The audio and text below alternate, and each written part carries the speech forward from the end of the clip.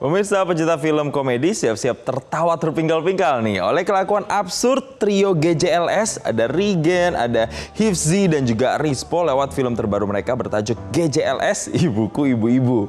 Nah, film yang disutradarai oleh Monty Tiwa ini nantinya akan menghadirkan pengalaman baru untuk para penonton karena ia mendobrak batasan-batasan yang ada selama dalam membuat film ini.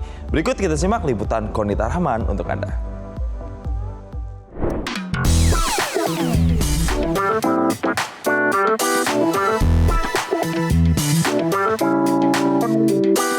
Ya pemirsa Metro TV atau pemirsa Showbiz, ini kali ini aku masih full senyum, fully charged, energinya masih ketawa-ketawa karena aku habis nonton film judulnya GJLS Ibuku Ibu-Ibu. Nah, dari judulnya aja ini udah absurd pemirsa, dan mau tahu pemirsa lebih lanjut bagaimana arti dari judulnya, maknanya apa, dan filmnya seperti apa, ini saya sudah bersama dengan sutradara dari GJLS Ibuku Ibu-Ibu, Monty Tiwa. Halo Pak Monty. Halo. Pak Monty, ini bisa diceritakan Pak Monty ini kan ini kabarnya kalau judulnya ini ide dari Pak Monty sendiri. Nah, bisa diceritakan bagaimana inspirasi film ini? Ini kalau bicara inspirasi memang ini semua tentang GJLS ya. Saya tuh sebetulnya fansnya GJLS. Bahkan sebelum GJLS-nya terbentuk, saya udah seneng banget dan bahkan bekerja di beberapa judul dengan Rigen, dengan Hifzi dan Rispo gitu. Nah, setelah mereka membentuk grup, wah saya makin ikutin lagi, apalagi setelah mereka banyak bikin film pendek ya. Nah, di situ saya ngeliat bahwa ini gila, ini orang-orang ini, mereka memang gaya komedinya, gaya komedi bebas aja, bebas nggak ada aturan gitu. Saya sempat bertanya-tanya waktu itu kalau jadi film kayak apa ya. Akhirnya saya dapat jawabannya sendiri. Kalau jadi film, akan jadi film yang banyak melanggar pakem. Banyak pakem sinema yang dilanggar di sini. Tapi dilanggar dalam arti bukan negatif ya, karena dilanggarnya itu dengan tujuan motivasi untuk menghibur penonton kita semaksimal mungkin. Sekali kedip kritis, rambut lurus kena catok 2 minggu. Pak Monty, ini kan dalam proses syuting, apa sih tantangan-tantangan spesifik mungkin? Apa mungkin susah nggak sih ngatur komedian-komedian yang absurd ini gitu? Sebetulnya nggak susah ngatur GJLS, asal kita sama gilanya aja. Kalau kita waras, nah itu susah tuh.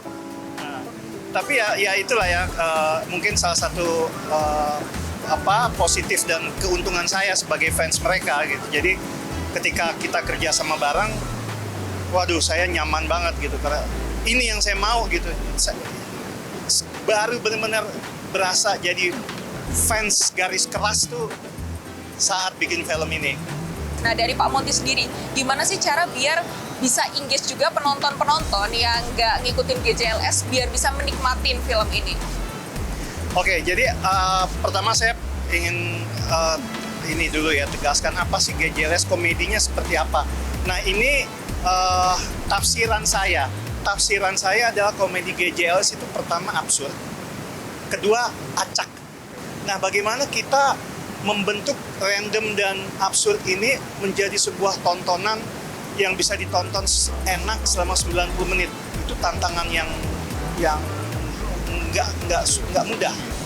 Nah, tapi saya tetap percaya bahwa mau selucu apapun, mau serandom apapun, tetap harus ada jalinan cerita yang jelas. Storytellingnya harus jelas. Ke klub. Betul kau. Masuk aku!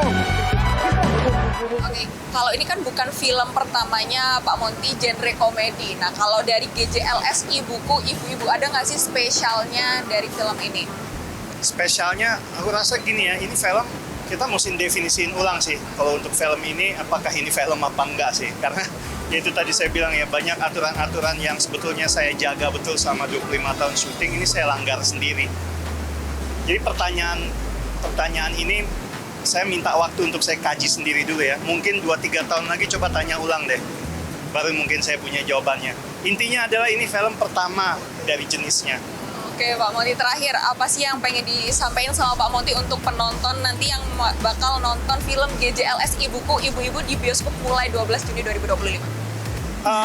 Logikanya ditinggal di luar bioskop dulu.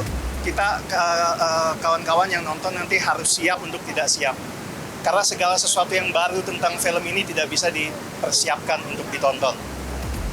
Oke, ya, terima kasih banyak ya Pak Monty. Karena kelakuan kayak anak. Kalau kita anak bapak, jaga mulut lu. Memang pernah lu lihat bapak gonggong? Ini kenapa ini? Ini lagi ngapain ini? Oh, giwinya gitu. Oke. Kaget banget bisa ada tim Showbiz Metro TV ini. Acara favorit kita ya. Ini pertanyaannya, ini kan pertama kali main film sebagai GJLS, tapi kan sebelumnya udah sering bikin sketsa di YouTube gitu. Nah ini gimana pengalamannya? Nyaman gak sih kalau dibikin film gitu?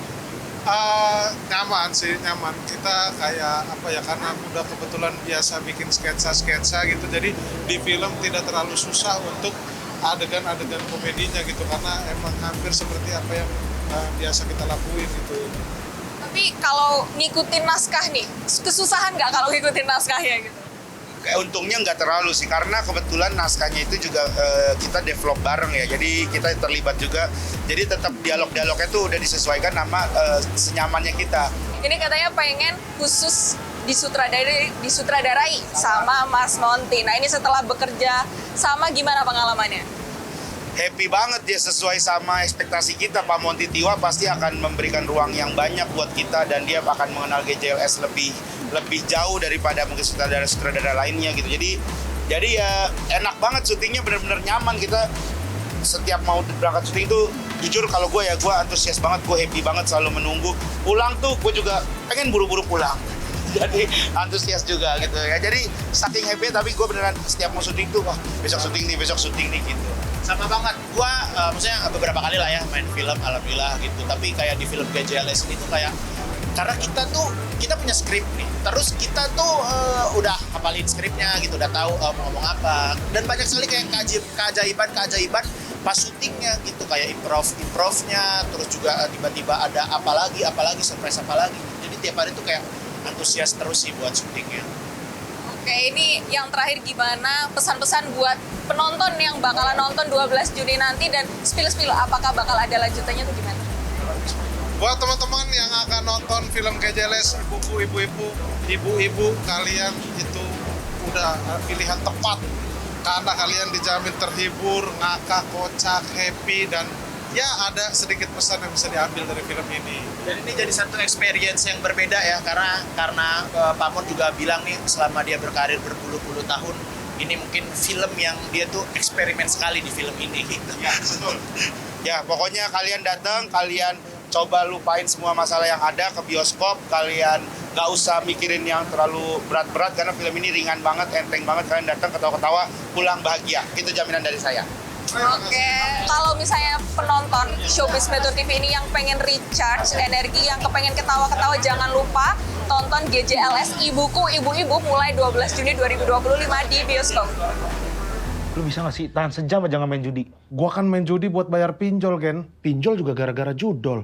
Itu namanya roda ekonomi kreatif yang berputar. Salahnya di mana?